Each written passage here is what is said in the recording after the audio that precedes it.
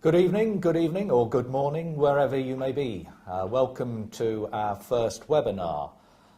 It's a chance to speak with some of the biggest personalities in the game, and this evening or this morning we've got Graham Henry with us, who's going to give us half an hour of his time. And 3 weeks on from winning the World Cup, he's going to talk to us about how he achieved that and became the saviour of the free world, or possibly at least of New Zealand. And then for you to ask him some questions about it all. I'll refer to my crib sheet here about how you're going to do that, because I don't want to get it wrong. So if you want to type the questions into the box below the screen, log in using Facebook, Twitter or your email address, and we'll have a team here pulling out some of the challenging ones for Graham to answer. And then finally, Graham will announce the winner of our Ultimate Insider Experience competition, which has got a pretty large and envious prize attached to it. Anyway, Graham, thanks for being here. And, pleasure. Hi, everybody.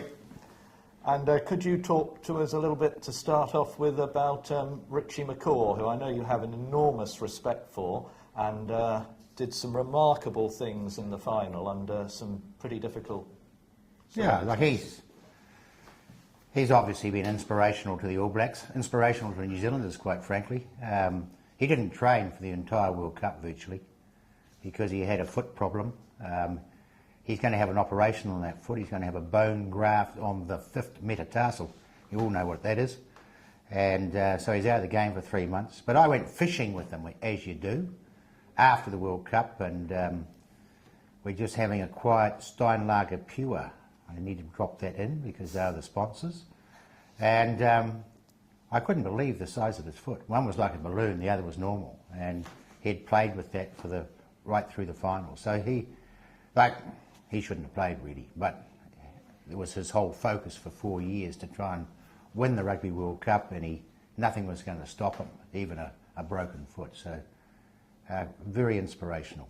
In the final, like he came off the field in the final, and I looked at him and I thought, if ever a person should be on a drip after a game, it was him.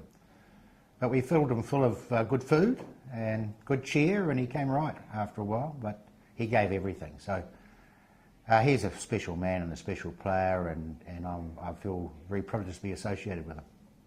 What do you two chat about when you're fishing? I sort of have this image of two Kiwis just going every now and again.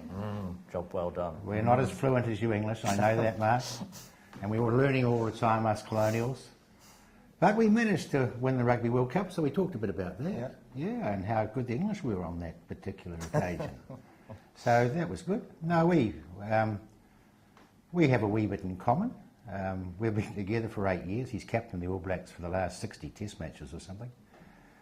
So we talk about the build-up to the Rugby World Cup, what went really well, what we were pleased with, which I could elaborate on later perhaps, and what we're going to do over the next 2 or 3 months.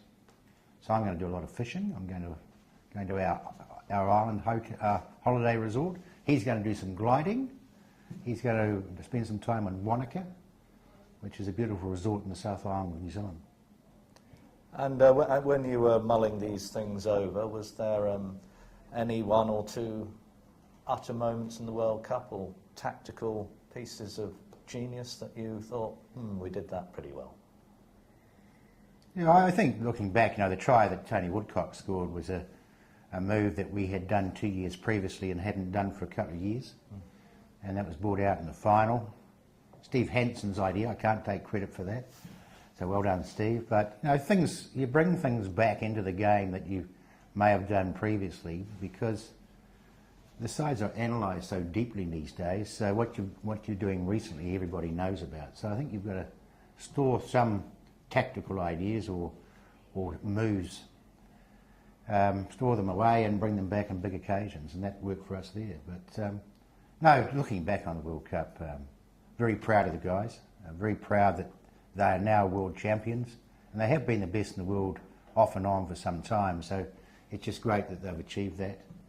I was particularly pleased with the way they touched the fans in this country. The boys were outstanding in their relationship with the people, both young and old, and I thought that was pretty special. And from a personal point of view, it's a great relief. There's a bit of peace and a feel of real satisfaction after 140 test matches and one or two challenging moments over that time. So it's pleasing to be able to rule off in a positive way. What were your thoughts about the Wales team? Because I understand through the miracles of technology that we've got quite a few Welsh people logged in, and obviously it's a country you once coached yourself. So where do you think they were at the World Cup, and where are they headed? Oh, I think they play some good footy. You know, I think the style of football that the Welsh team is trying to play is really positive of all the European sides. And I guess the big challenge for Welsh rugby is to get the depth, say 30 players that all can play at a top level, because once they lose one or two top players, then they become vulnerable. So I think there's a real progress. I think they'll play well against the Australians on the 3rd of December, and I hope they win and win well. And I'm going to be in Wales shortly, so I'll see you there. I remember you telling me briefly, which fascinated a few people, about this red head, blue head thing that the All Blacks have under extreme moments of pressure, which came out in the World Cup, and that players use particular techniques to get their head back in the right place. Could you just briefly talk about that and a couple of the techniques that individual players use? Yeah, it's a difficult area, Mark. It's early in the morning, so I'll do my best. You've had a mochaccino, I believe. It's helpful. No, I think when you're under real pressure, that equates to a redhead, and often you try and escape or you go blank and you're not there under real pressure. And blue head is when you're on the job, you see and you do, so you react to the situation. So we try and make sure that our guys have got a blue head on most of the time, and if they're in the red head, they can switch to the blue head. So skills are required to do that. You might notice Brad Thorne, he throws water over his face quite regularly just to get him back on focus. Other guys might smack their thigh or give themselves a bit of a buff over the head so that they react and say, I'm on the job here, next task. So they've all got different individual tasks. We had group tasks in the team, like we had a play which we called a power play. If we were under pressure, wanted to change the momentum of the game, we had certain plays which enabled us to do that, hopefully, if we could execute those well, where there was no risk, just a building of a particular pattern of the game. So, could you give us an example of one of those plays? Yeah, I could. It's just a matter of trying to, from the set piece, having a good set piece foundation, having a strike move that gets you over the advantage line, no offloads, no risks, and then hitting off that strike breakdown again with a set player in the pattern, no risk, no offloads, and just building the game that way. So you might go through a sequence of three plays off the breakdown and go from there. So it's a matter of playing with high intensity, a lot of explosiveness with no risk, and trying to build the game from there. Now here's one from slightly out of left field, but it's a job you've done yourself, and it's a job that's very, very different from coaching the national side. You don't have the same levels of preparation and building over a period of years. So if you could give the advice to the coach of the 2013 Lions, and for all I know you've applied for the job again, but what advice would you give? I would think that Warren Gatland and Declan Kidney might be the two guys most in the frame at the moment, but what are the key things about doing that job well? Oh, the things that I didn't do, probably. Involve the players in the coaching of the team. Like, there's a lot of high quality players in Europe, in the UK and Ireland, who can play the game well, and they've got a lot of knowledge on how the game's played, and because they've come from 4 different nations, I think if you bring the leaders in from each of those nations, they're involved in coaching various aspects of the game, like the line out and the scrum and the setups and the backs and so on. I think if I'd done that in 2001, it would have been much better. I didn't involve the players enough, didn't get to know them well enough. So you learn from those things, don't you? But I was just a kid then. Now I'm a mature middle-aged person. So you're always learning, but if Warren or Declan or whoever's coaching that team, I think giving the players responsibility, giving them ownership of the side is very important. And what for you, I think you said maybe that the semi-final win over Australia might have been one of the best performances by an All Blacks team in your time. What particularly defined the excellence of that performance? Why were you so pleased with it? Oh, it was Australia. G'day Aussies, how are you going? Good to see you. It was Australia, and there's a huge rivalry because we're close neighbours and they're the big brother and we're the little brother.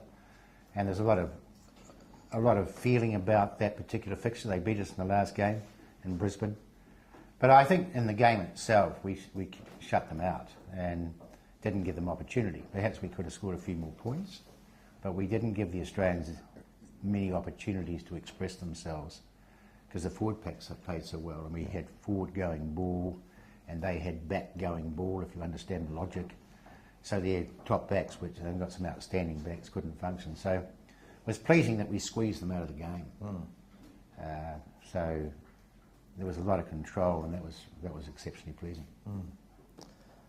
Now, as you know, we also wanted to give the viewers and participants in the Rugby Site an opportunity to ask Graham some questions as well, and the other people will have along in the next few months as well. So we're going to turn it over to you guys a bit, and if you have a question, as I've said before, all you need to do is log in through the green button below your screen to ask the question live. The first three questions I have here through already are from the UK, Malaysia and New Zealand. The first one is from James Marshall in London, who says, "Hi Graham, congratulations to you and the team on winning the Rugby World Cup, and thank you very, very much." It might be Justin Marshall rather than James Marshall, the sounds of that. But anyway, it's understandable that coaches never say much publicly about tactics, but could you maybe tell us about some of the specifics of your game plan for the final? And where did you think was best to target the French? And what did you say to the team at half-time? Hi James, that's a pretty long question. We could be here for an hour. But we really wanted to play field position, and we didn't get good set-piece ball consistently, and that stopped us doing that. So the French played particularly well at scrum and turned over a bit of the ball at line-out. So we didn't achieve the basic objective of playing the game at their end of the park, which I think was pretty important. Therefore, it became a nail-biter, you may have noticed, and some of us went through hell, probably the most of the country, 4.5 million of us. And I guess you might be a New Zealander, James, I'm not sure. But so that was the first thing. The second thing is we thought they had vulnerability in the transition area between the forwards and the backs. So we tried to attack them at the back of the line out and between the scrum and the first back defender.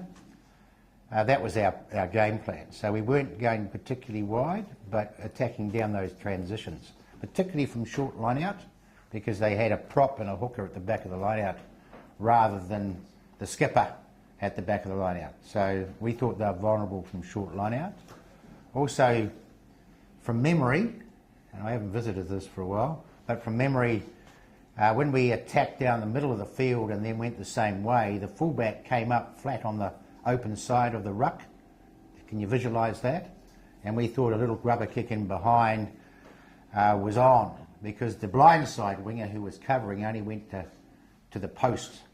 If you can visualise that, he didn't go the complete distance to cover, so there was vulnerability in behind at times. So that was our basic game plan, without going into a lot of detail. What was the rest of the question, Mark? What you said at half-time? Oh, field position. They didn't listen. Well, they did, but they couldn't execute because we didn't have enough quality set-piece ball. So we lacked a foundation up front. The French played particularly well, played better than us, which was annoying. But they played better than us in that particular game, I thought, and we just had to guts it out, for want of a better word, to get the result, which was incredibly important, as you can appreciate. What was part of that French ability to take on the All Blacks through? We still in the Northern Hemisphere think we can sometimes get the edge in the front five if nowhere else on the pitch. Is there some truth in that still, do you think? Oh yeah, look, I think for the round robin game against the French, we were pretty good psychologically, like we were up for it, and French played poorly. We could have won by a lot more. Then we played Australia in the semi-final, and that was the big game in the players' minds, I think. So I think they were 10% off for the final against the French, and I know that you can't be 10% off, but I think circumstances control that. The betting in the TABs here, was you get $7 on the French and $1.50 on the All Blacks. Now that gives you a bad psychological or mindset going into that game. So I think we're 10% off, and 10% off against a very good French pack is enough to give them some authority there. Second question we have in is from Jean-Francois Beausejour in Malaysia. And he asks, what was the first words that your wife told you on the field when you see her arriving? Jean-Francois, that's a very good question. I don't know if I should tell the world that she loved me. How does that sound? No, I think she was hugely relieved, quite frankly, and just pleased that she was going to have a bit of peace as well, because there's huge pressure on your family, particularly your wife and your mother, and those people are still with me, because they can't do anything. All they can do is hope that the team plays well and wins the contest.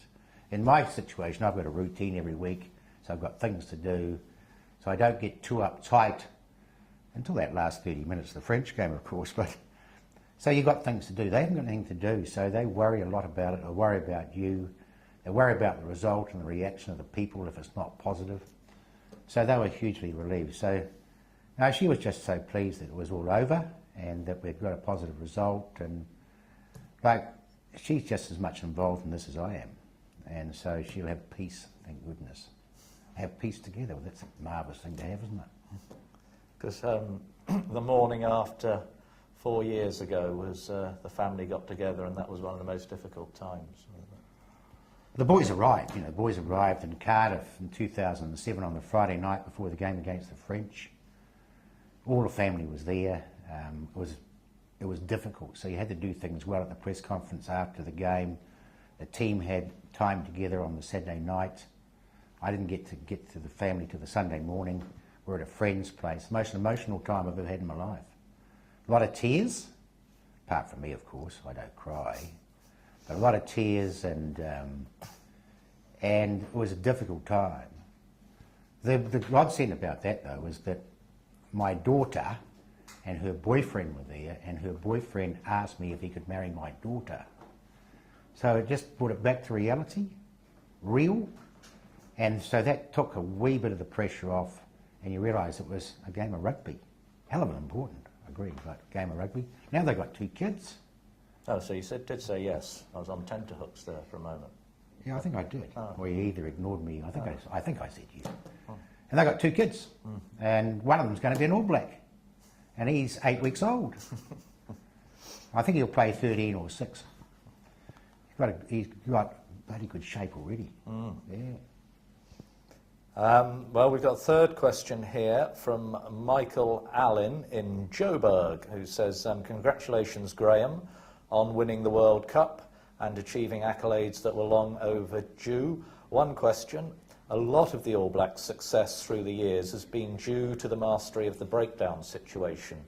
If you were a schools coach, what principles regarding the breakdown would you drill into your players, especially beginners at, say, under 14 level? What drills have you found particularly useful in doing this? Very good question, Michael. Were you a schools coach, mate? I used to be a schools coach 100 years ago and loved it. I think you've just got to dominate the space under the opposition and pass the ball as a rule. If you're in the attacking team and you're not the ball carrier, I think you've got to get rid of the assist tacklers, because the tackler will go to ground and he's out of the game.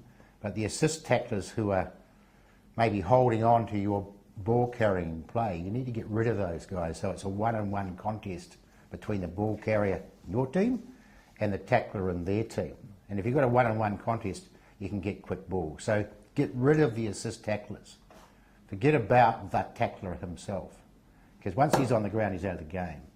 If you're in the defensive side and you're the second guy there, you know, you're not the tackler, but you're the second guy there, you've got to make a decision. Either you've got to make a decision whether you're going to go for the ball or go past the ball and let the other guys come in behind you and turn it over. So if you can introduce those things at training so guys have to make good decisions, I think that's what you've got to do. But go back to the first thing is you need to dominate the space underneath the opposition and pass the ball as a rule. Does that make sense, Michael? And you had some success in the semi-final against Australia. You stopped David Pocock becoming an assist tackler by running straight at him and making him make the first tackle a lot of the time. Oh, I think that's a stretch. Oh! I think that sounds a good story, isn't it? No, we had, at training we had somebody else in a different coloured top. So he was Pocock, and Mark's right. So we tried to make sure that he was involved in the first contact if we could. Not always possible, but also if he was the second man in there, we tried to have some of our runners running in his line so that he found it hard to get to the breakdown and be effective. So it was a major emphasis because he's a world-class player, and even some people think he's as good as McCaw, which is ridiculous. But, well, he might be one day, mightn't he? He's a very good player. And so you have to concentrate on trying to take those guys out of the game if you can. We've got a fourth question whizzed in here from Gloria Lorraine Solomon, I believe, who asks, who in your view is the best rugby player you've ever seen play? Goodness me. Gloria, I'm ancient, so I've seen a lot of footy. I remember there's a guy named Bev Risman who played in the 1959 Lions at First for Vote. Am I right? Yeah. Englishman even. Yeah, extraordinary, yeah, Northerner, I think, yeah. Yeah, like I thought he was an extraordinary player and never got the kudos he should have done. So, and you could go on and on, couldn't you? Like, but if you go to the modern day, and I'm biased, I'm a McCaw man because not only does he play well and give everything, like he gives absolutely every ounce he's got in his body, and I don't know many people who can do that. So he's completely spent, and he's inspirational to the rest of the 14 guys out there on the park. So if we didn't have Richie, I probably wouldn't be talking to you now. So I'd probably be hiding in the south of France somewhere with a beret and a beard and hiding away somewhere. So you know, he's a very special man and a very special player. And he's played 103 test matches for his country now, and he's won a Rugby World Cup as captain. You look at the captains of the Rugby World Cup teams, you know, you look at Martin Johnson and Eels and Pinar, and I could go on, you might need to help me here, Mark, but they've all been pretty special men who everybody has a very high regard for. And I think there's quite a correlation between those marvellous leaders and top players and winning Rugby World Cups. Nothing to do with the coach, of course. I think we've got one from Adam de Saint Croix from Scotland. After working with Richie McCaw for so long, what technical parts of his game does he work on that set him apart as the best number 7 in the game and best player in the world, in your view? Any particular drills he does or mindset he plays with that gives a top number 7 such an edge? No, I think his game understanding is excellent. You know, the devil's in the detail.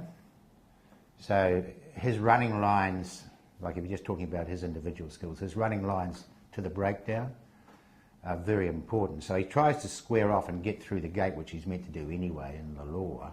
But it gives him better access to the ball, gives him better vision.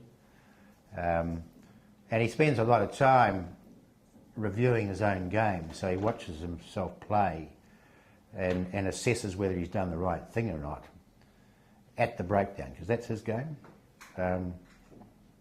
And say, well, I was effective there, I wasn't effective there. If I'm effective, why was I effective? So in that particular occasion, I got lower than the opposition. I got past the ball. On that particular occasion, I had a good base to work from, so I had a wide base, so I was stable with my feet, so I could turn the ball over.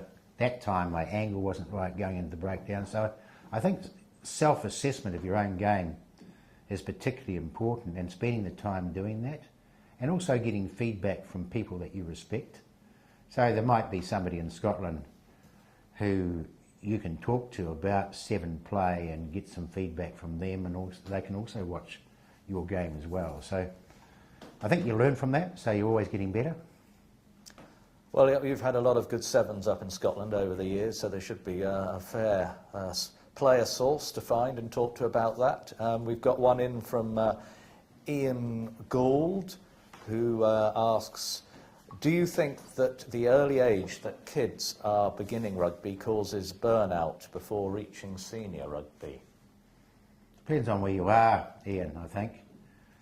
I was a starter in Wales. Young boys at the age of 12 and 13 were playing 90 games a year of competitive rugby, and that's burnout. That's going to kill them. But if they're playing a 10-a-side game, maybe, and when they're young kids, or even 7-a-side game, and it's flag rugby, called flag rugby, help me, yeah? Yeah. Or they're playing a type of touch where they're catching and passing and beating people and change of pace and sidestep and swerve and so on. I think that's great. So I think the later you get into competitive rugby for kids is good, as long as they're playing a minor game that's got the same skills. Run, catch, pass, beat people. The tackle, the scrum, the line out, all can come in much later. So I think the later you leave that, the better. And so when they get to the end of high school, they're playing in highly competitive competition, but it's graduated from the year, say, from about, say, 11 or 12 through to 18. And before that, minor games that resemble a major game. So they wouldn't have burnout then. So you'd keep them on, I think it's called Ripper Rugby here, and various names around the world, till about 11 or 12, and then... Yeah, and just increase the minor game so it has more of a resemblance to the major game. But cut out the physical contact, but increase the skill, increase the emphasis on skill, catch, pass, run, beat people, which is what the game's about. New Zealand rugby is very good because at the end of secondary school there's highly competitive competitions at first 15 level, and most of the All Blacks go through that system. So they go to a school where it's highly competitive to get into that first 15, and they play great footy against other top teams, and that helps their development no end. Well, thanks very much for all of that, Graham, the majors there. And before we wrap things up, Graham is going to announce the winner of our Ultimate Insiders Pass competition. It's a pretty good prize. I'm going through to the Heroes Rugby Challenge in Britain, a game for the returned servicemen between the Southern Hemisphere and the Northern Hemisphere. I know one of the Rugby Site's men, Wayne Smith, is helping coach the Southern Hemisphere team with Nick Mallett, and the Northern Hemisphere team have got a lot of good men with them as well. And the prize includes attendance at team trainings, a one-on-one session with that same Wayne Smith, who will be back from his holidays shortly, tickets to the gala dinner, accommodation with the teams at their hotel, return travel, and a prime seat at the match. So Graham, if you would like to announce the winner of the random draw. I wouldn't mind winning this myself, mate. What a great prize. And the winner is Ian Crevice. Congratulations, Ian, and you'll have a great week. Might even spot you over there. All the best. Well done. And perhaps before we go, I think you've got a new video, haven't you? Is there something of that sort out there that you want to mention? Yes, I have. And what is it called? The breakdown. Is it called the breakdown? No, we hear it's called the breakdown. Oh, good. Well, Straight in. I didn't want to explain too much, but the breakdown is hugely important. As you know, it's the most important part of the game. There's probably 120 in every game, where there might be 15 scrums and 20 lineouts. There's a lot of breakdowns, so it's a very important part of the game. I'm told we're going to do a couple more questions. Are we? Quickly, yeah. If we can just spare a couple more minutes. We've got one from Mike Coogan in England who asks, how do you keep advancing your knowledge of the game and who do you learn from? G'day, Mike. I think it's very important if you're coaching rugby that you're continually getting better, otherwise you might as well go to the beach. Do you go to the beach in England? Very occasionally, 3 days a year. Oh, so I think you need to be in a learning environment where you're always increasing your understanding of the game. And the only way I can do that personally is to watch a lot of footy, analyse the game, see new ideas that are coming through. Even when you're watching the game, things happen which may be accidental, and you think, oh, that looks good. Maybe we can introduce that into the game. So I think it's not so much about talking to people, it's about you doing the work so you expose yourself to the game as much as you can and you learn from that. Also, I think depending on what level you're coaching at, but if you're coaching at the level I've been coaching at, you learn a lot from Carter and McCaw and Millie Aina and company. So just talking to them about their individual roles and their particular position helps you get a greater understanding. But just time watching football and talking to the guys who are playing the game, who are top in their positions. And one from Robin Pays, I think it is, who just wants to know, where do you look at when you select players to be in a national side? Slightly ambiguous question, perhaps, but maybe you can unravel it. Thank you, Mark. I think what you've got to do is, if you're selecting a team and you're looking at individual players, you just got to watch an individual play for quite a long period of time. It might be 20 minutes, half an hour, and then you go back to the next game and watch him play again. You don't watch the game, you just watch the player. It can be quite boring, particularly if he hasn't got a high work rate. But that's the only way you can pick players, I think, and then you'll see whether they've got what you require or not. Then there's no risk. You know exactly what that player can do and what he can't do. And what's that gizmo Wayne Smith always carrying around when he's looking at individual players? He has players? A camera that he follows the player with a camera, and so it can be quite embarrassing, particularly if the work rate's not high and the guy's not doing a hell of a lot, and you've got a camera on him for half an hour, and then you show him that footage, and he's done bugger all. You understand my logic? I think that's an international saying, isn't it? Yeah. So that's why he carries that around, and maybe he will show the player that particular coverage of 30 minutes and what the player did and didn't do, and that may be motivational for next time, or he may have been excellent, and it just reinforces the selection process. And I think we've got a final one possibly from Saliva Tafuga, and apologies if I've mispronounced you, my Pacific isn't quite up to scratch yet. And the question is, what 3 attributes do you consider most critical, not a hard one this one, in distinguishing between a good coach and an excellent coach? I think it's probably the same no matter what level you coach at, Saliva. I think your expectation of the group of people that you're coaching needs to be right on the button every time you're in front of them. So it's very clear from your body language and what you do and what you say, what standards you want them to reach. And I guess it's different from the All Blacks and the under 5 stoners, but I think that expectation is important. If you are are a very serious coach and you want to make coaching your career, I think you need to have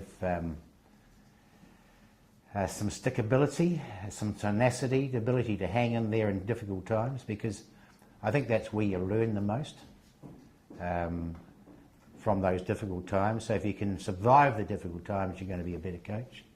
And thirdly, I think you've got to use the players and the people around you to produce something that you're very proud of, and you can't do that by yourself. So I think it's about using the other people as well. And they will be much better if you do that, because they'll have ownership, and when they've got ownership, they produce good things. So those were the three things I would say. And we are going to one final, lucky last question.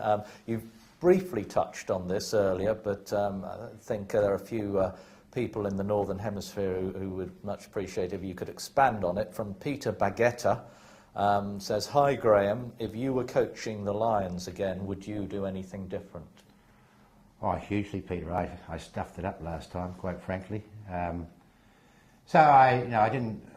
Like it's an unusual situation, because you go into a Lions team, you know nobody apart from a few Welsh guys. I didn't know the rest of the management. I didn't know probably 3/4 of the players. But I needed to get to know the players a lot better, and I learnt from that, and hopefully that helped me coach the All Blacks a bit better.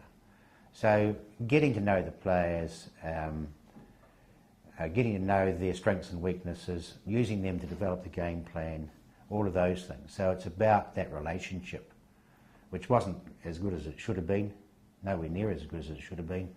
So I think I would have learnt from that.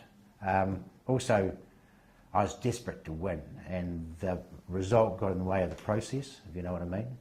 So I was always thinking about the scoreboard and winning against the Australians, who I've got a bit of rivalry with, rather than making sure the process was right from week to week to do the business in the test matches and the weekend. So we're a good side, the Lions, in 2001. We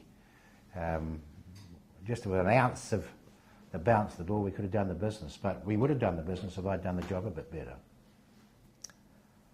Well, another frank answer, and thank you very much indeed, Graham, for sharing all that expertise with us through a lot of pain and a lot of joy over the years as well, and a lot of joy in the last few months. And also, in particular, thank all of you for logging in and taking time to be with us this morning or this evening, depending on where you are. Thanks very much. Thanks, people. We'll see you next time. Cheers.